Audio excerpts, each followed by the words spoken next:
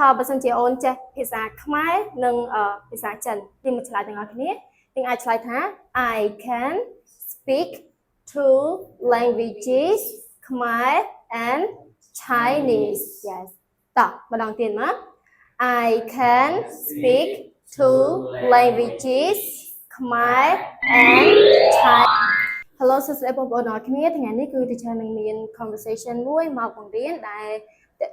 និយាយអំពីអូនចង់សួរគេថាគេចេះប៉ុន្មានភាសាអូខេអញ្ចឹងយើងអាចនិយាយថា How many languages can you speak yeah How many languages can you speak តើអ្នកចេះនិយាយប៉ុន្មានភាសាអូខេអញ្ចឹងនៅពេលដែលយើងដឹងពីសំណួរហើយដូច្នេះគឺយើងត្រូវចេះពីរបៀបឆ្លើយផងដែរមែនអត់មិនថាបងប្អូនឬក៏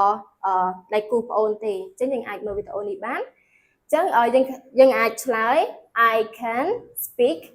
ចឹងត្រង់ចំណុច2នេះអញ្ចឹងយើងអាចផ្លាស់ប្ដូរបានពីភាសា I can speak two languages Khmer and English yes I can speak two languages Khmer and English អូខេអញ្ចឹង teacher ថ្ងៃនេះផងដែរគឺ teacher នឹងលើកយក8ភាសាមកបង្រៀនផងដែរអញ្ចឹងភាសាខ្មែរយើងដែលភាសាអង់គ្លេសគឺយើងអានថាខ្មែរគឺភាសាខ្មែរនិងទី2គឺភាសាចិន Chinese អូខេតោះភាសាជប៉ុនJapanese អូខេតោះភាសាកូរ៉េ Korean អូខេតោះឥឡូវយើងមកតភាសាតទៀតគឺភាសាអង់គ្លេសគឺភាសា English អូខេតោះភាសាបារាំង French អូខេតោះភាសាអេស្ប៉ាញអូខេភាសាអេស្ប៉ាញ Spanish អូខេតោះភាសាចុងក្រោយគឺភាសាអាល្លឺម៉ង់ German អូខេតោះបងប្អូនបានរៀនអំពីពាក្យនេះរួចហើយមែនអត់អញ្ចឹងយើងអាចលើកយកពាក្យទាំងអស់នេះមកធ្វើជាឧទាហរណ៍វិញម្ដងអូខេតោះចឹងនៅពេលឧទាហរណ៍បើសិនជាអូនចេះភាសាខ្មែរនិងភាសាចិនអញ្ចឹងយើងអាចឆ្លើយថាម៉េចតោះឥឡូវយើងមកឆ្លើយទាំងអស់គ្នាយើងអាចឆ្លើយថា I can speak two languages Khmer and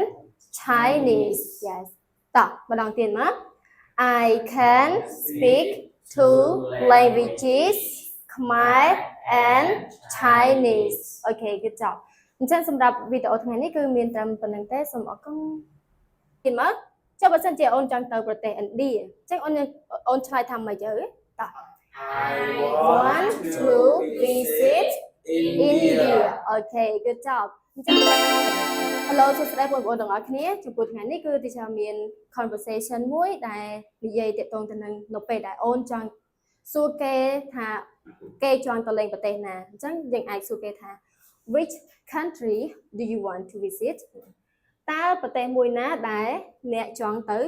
លេងអូខេអញ្ចឹងនៅពេលដែលយើងដឹងពីសំណួរហើយគឺយើងដឹងពីរបៀបឆ្លើយដែរហើយគឺយើងអាចឆ្លើយថាខ្ញុំចង់ទៅលេងប្រទេសណា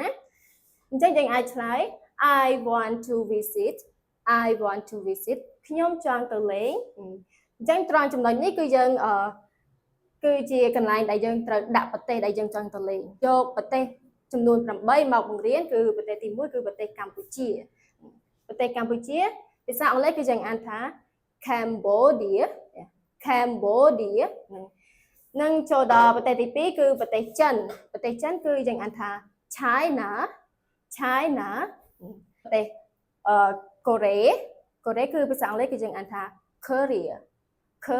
អូខេតោះចូលដល់ប្រទេសទី4គឺប្រទេសឥណ្ឌាភាសាអង់គ្លេសគឺយើងអានថា India អូខេតោះអញ្ចឹងយើងដល់ប្រទេសទី5គឺប្រទេសកាណាដាដែលភាសាអង់គ្លេសគឺយើងអានថា Canada អូខេតោះឥឡូវយើងចូលដល់ប្រទេសទី6គឺប្រទេសអូស្ត្រាលីដែលភាសាអង់គ្លេសគឺយើងអានថា Australia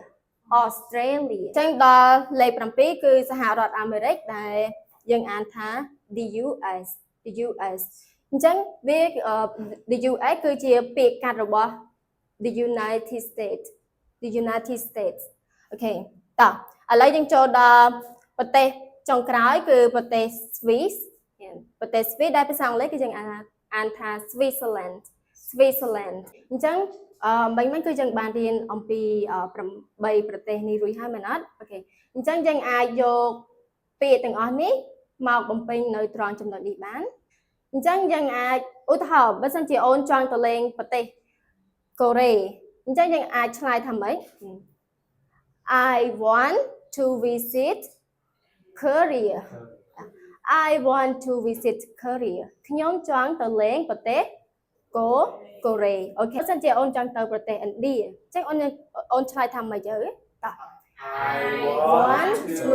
visit India អូខេ good job អូខេអញ្ចឹងសម្រាប់មេរៀនថ្ងៃនេះគឺ teacher មានត្រឹមប៉ុណ្ណឹងសិនទេហើយក៏សង្ឃឹមថាបងប្អូននឹងយកមេរៀននេះទៅអនុវត្តក៏ជារៀនអានបន្ថែមនៅផ្ទះផងដែរអរគុណច្រើនបងប្អូន